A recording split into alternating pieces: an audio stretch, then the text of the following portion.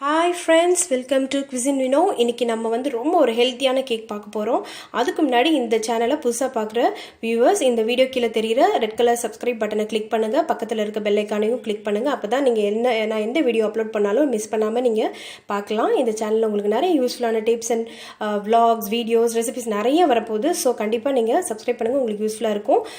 இன்றைக்கி நம்ம பார்க்க போகிறது பனானா கேக். இது ரொம்ப ஹெல்த்தியாக, அதாவது இதில் வந்து மைதா கிடையாது, பட்டர் கிடையாது, தயிர் கிடையாது, பால் கிடையாது, எந்த விதமான டைரி ப்ராடக்ட்ஸ் நம்ம யூஸ் பண்ண போகிறதில்ல. அதுக்கு பதிலாக நம்ம வீட், அப்புறம் வெல்லம், அதாவது கோதுமை மாவு, நாட்டு சர்க்கரை யூஸ் பண்ணி செய்ய போகிறோம்.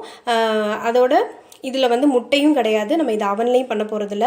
ஸோ உங்களுக்கு முட்டை சாப்பிடாதவங்க, பால் பொருட்கள் ஒத்துக்காதவங்க, இந்த மாதிரி இருக்கிறவங்களுக்குலாம் இது ரொம்ப யூஸ்ஃபுல்லாக இருக்கும். பட் எந்த டேஸ்ட் வித்தியாசம் தெரியாது, ரொம்ப நல்ல ஒரு டேஸ்டான ஹெல்த்தியான கேக்காக இருக்கும். நீங்கள் குழந்தைங்கள்லேருந்து வயசானவங்க வரைக்கும் எல்லாருக்குமே கொடுக்கலாம். ஸோ இந்த ரெசிபி எப்படி பண்ணுறதுன்னு முதல்ல பார்ப்போம். இதுக்கு தேவையானது வந்து 3 வாழைப்பழம், அதாவது பச்சை வாழைப்பழம் சேர்த்துக்கோங்க, ரொம்ப நல்லாயிருக்கும். இல்லைனா நல்ல இனிப்பான கனிஞ்ச வாழைப்பழம் 3, அதுக்கு 350 கிராம் கோதுமை மாவு. இது வந்து அதில் வந்து அதில் உங்களுடைய இனிப்புக்கு தகுந்தவன்னு போட்டுக்கோங்க. நான் வந்து ஒரு கிட்டத்தட்ட 175 கிராம்ஸ் சுகரை வந்து, அதாவது வெல்லத்தை வந்து நுணுக்கி வச்சுருக்கேன். ஏன்னா நம்ம இதை வந்து கரைக்கலாம் முடியாது. ஸோ பவுடர், அதை சுத்தமான சக்கரைன்றதுனால நான் டேரெக்டாக அப்படியே நுணுக்கி போட்டிருக்கேன். உங்களுக்கு இதில் மண் இருந்ததுன்னா நீங்கள் நுணுக்கி அதாவது கரைச்சிட்டு அதுக்கப்புறம் கூட இதில் யூஸ் பண்ணலாம். பட் வாட்டர் ரொம்ப அதிகமாகிடாமல் பார்த்துக்கோங்க. இதுக்கு அப்புறம் வந்து இதில் வந்து ஒரு 50 ml வரைக்கும் ஆயில் தேவைப்படும். நான் ஃபுல்லாக யூஸ் பண்ண போகிறதில்ல, இது நான் ஊற்றி வச்சுருக்கேன். அப்புறம் இதில் வந்து வெனிலா எசன்ஸு, அப்புறம் வந்து 1 spoon baking powder, 1/4 teaspoon baking soda use பண்ணணும். அவ்வளோதான் இதுக்கு தேவையானது. ரொம்ப சிம்பிள், வீட்டில் இருக்கிறத வச்சு செஞ்சிடலாம். இது எல்லாத்தையும் நம்ம மிக்ஸ் பண்ணிவிட்டு நம்ம வந்து ப்ரீஹீட் பண்ண கடாயில் உப்பு போட்டு அதில் ஒரு ரிங் மாதிரி வச்சுட்டு நம்ம இந்த ஒரு பாத்திரத்தில் ஆயில் அண்ட் மைதா டஸ்ட் பண்ணிவிட்டு நம்ம செய்ய போகிறோம். இப்போ எப்படி செய்கிறதுன்னு பார்க்கலாம்.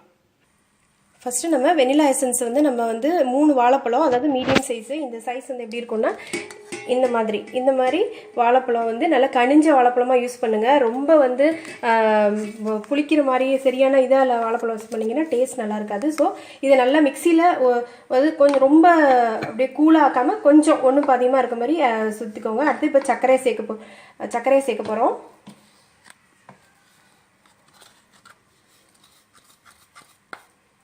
அடுத்து அதை போட்டு நல்லா மிக்ஸ் பண்ணிவிட்டு நெக்ஸ்ட்டு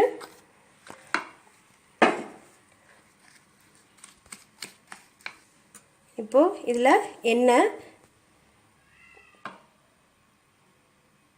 ஊற்றிட்டு மிக்ஸ் பண்ணிக்கோங்க.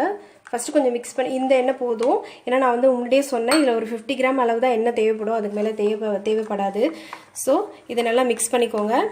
நெக்ஸ்ட்டு மாவை கொஞ்சம் கொஞ்சமாக போட்டு மிக்ஸ் பண்ணிக்கோங்க.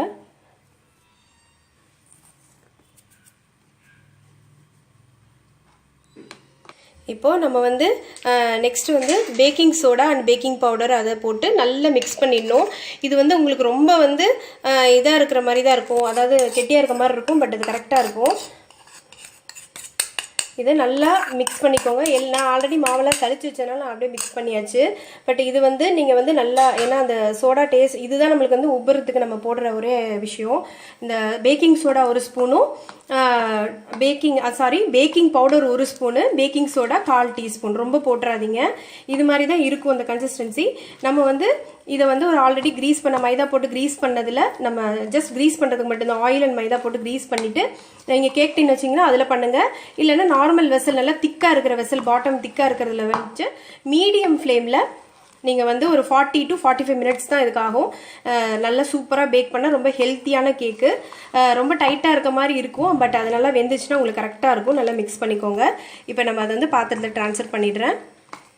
இப்போது நம்ம வந்து இந்த இதில் வந்து ட்ரான்ஸ்ஃபர் பண்ணிடணும். எல்லாத்தையும் ட்ரான்ஸ்ஃபர் பண்ணிவிட்டு நம்ம வந்து நான் சொன்ன மாதிரி மீடியமில் நீங்கள் வந்து இதை பேக் பண்ணணும். இதை வந்து கிண்டி விடக்கூடாது, நம்ம அப்படியே போட்டுட்டு நல்லா டேப் பண்ணிடணும். எந்த ஏர் எதுவுமே இருக்காது. அப்படியே நல்லா சமமாக்கிட்டு போட்டிங்கன்னா ஒரு லோவில் ஃபஸ்ட்டு வச்சுட்டு நெக்ஸ்ட்டு மீடியமில் வச்சுருங்க. ஒரு 40 to 45 மினிட்ஸில் ரெடி ஆகிடும். அப்புறம் ஒரு நைஃப் இல்லைன்னா உங்கள்கிட்ட ஒரு உடன் டூத் பிக் மாதிரி வச்சுட்டு நீங்கள் வந்து டேஸ்ட் பண்ணிங்கன்னா ஃபுல்லாக க்ளீனாக வந்துருச்சுன்னா உங்களுக்கு கேக் ரெடி ஆகிடும். ஃபுல்லாக ஊற்றக்கூடாது, எப்பவுமே அதில் அரை இது தான் ஊற்றணும், அப்போ தான் அது வந்து உங்களுக்கு இதாகும். இப்போது இந்த மாதிரி நம்ம ஊற்றிட்டு நல்லா டேப் பண்ணிவிட்டு இதை நம்ம மூடி வச்சிடலாம். 45 மினிட்ஸ் கழித்து நான் உங்களுக்கு காட்டுறேன். பாருங்கள், கேக்கு சூப்பராக ரெடி ஆயிடுச்சு. இப்போ நான் வந்து அதை உங்களுக்கு செக் பண்ணி காட்டுறேன். பாருங்கள் பாருங்கள், ஒட்டவே இல்லை, சூப்பராக ரெடி ஆயிடுச்சு. இப்போ இதை நான் வந்து ஒரு தட்டில் மாற்றி நல்லா ஆற வச்சுட்டு அதுக்கப்புறம் நான் உங்களுக்கு கட் பண்ணி காட்டுறேன். எப்பவுமே கேக்கு வந்து நீங்கள் சூடாக இருக்கும்போது கட் பண்ணக்கூடாது. அப்படி கட் பண்ணிங்கன்னா உங்களுக்கு வந்து உடஞ்சிரும். ஸோ நல்லா ஆற வச்சுட்டு அதுக்கப்புறம் தான் நம்ம இதை வந்து கட் பண்ணணும். பாருங்கள் ஃப்ரெண்ட்ஸ், இப்போ நான் வந்து இதை பிளேட்டுக்கு மாற்றிட்டேன். இன்னுமே சூடாக இருக்குது, என்னால் ஃபுல்லாக கட் பண்ண முடியல. பட் உங்களுக்கு காட்டுறதுக்காக நான் அவசரமாக கட் பண்ணேன். உங்களுக்கு தெரியுதான்னு இல்லை, ஸ்க்ரீனில் பாருங்கள் போக. பட் எவ்வளோ சாஃப்டாக இருக்குது பாருங்கள். இது இன்னும் கொஞ்சம் ஆறணும். பட் உங்களுக்கு காட்டுறதுக்காக நான் சீக்கிரம் எடுத்தேன். இதை வந்து எனக்கு வந்து 55 மினிட்ஸ் ஆகிடுச்சு, ஒரு 10 மினிட்ஸ் எக்ஸ்ட்ரா ஆகிடுச்சு. பட் நீங்கள் வந்து நடுவில் மினிமம் 45 மினிட்ஸ் வச்சுக்கோங்க. எக்ஸ்ட்ரா 10 to 15 மினிட்ஸ் ஆகும். பட் லோ ஃப்ளேமில் இல்லைன்னா மீடியமில் வச்சுக்கோங்க.